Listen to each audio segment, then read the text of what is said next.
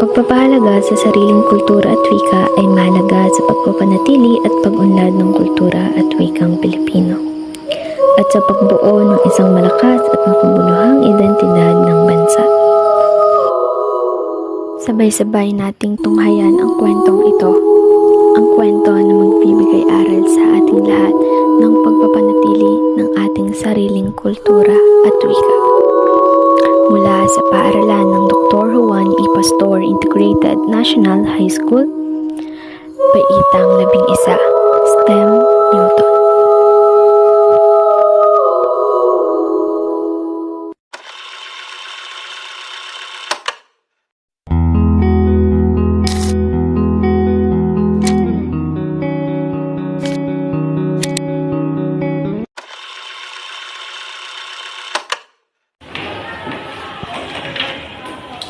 Guys, paano natin sisimulan tong project? Sabi kasi ni Ma'am, dapat daw ipakita ang pag-unlad ng wika at kultura ng Pilipino.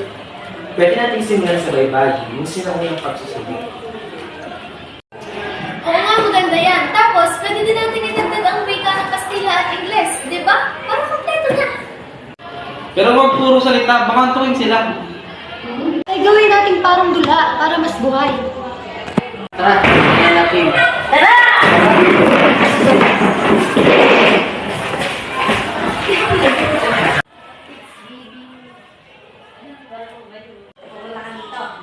Bagbabaw ka, tapos pagkatapos na magsalita, bigla kang papasok.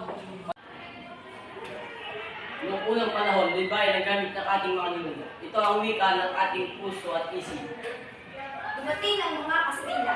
Nagdala sila ng relihiyon at madaming salitang Kastila ang nagmai. Mesa, Silya at Iglesia. Hello, we introduce English. Ginagamit ito sa edukasyon, batas at kalakalan. Ngunit kahit na maraming wika ang pumasok, nananatili ang Pilipino. Patuloy na umuunlad, yumayabong, at sumasagana. Tara, tara!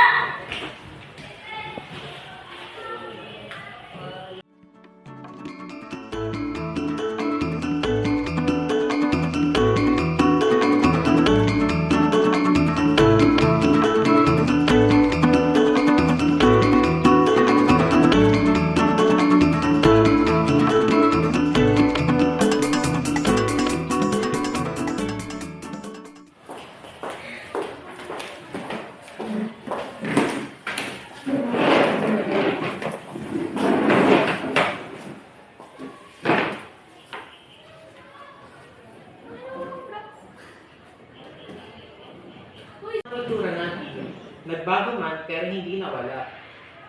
Oo, kasi ang wika, buhay yan. Habang tumatagal, dumadami at lumalalim. At tungkulin natin gamitin at ipagmalaki ito. Bawat salita at sa bawat awit, nasa atin ang alaala ng ating bayan. Sa bawat sayaw at tulak, nandun ang diwa ng pagka-Pilipino. At habang nabubuhay tayo, patuloy itong lalago. Dahil ang kultura at wika Ay ating para sa kinabukasan ng Pilipinas. Ang kultura at wikang Pilipino ay patuloy na umuunlad at nagbabago sa paglipas ng panahon na hinuhubog ng mga impluensya mula sa iba't ibang panahon at kultura. Ang pagpapalaganap ng edukasyon at pag-unlad ng teknolohiya ay nagbibigay daan sa mas malawak na pagpapalitan ng kaalaman at ideya na nakatutulong sa pag-unlad ng kultura at wikang Pilipino.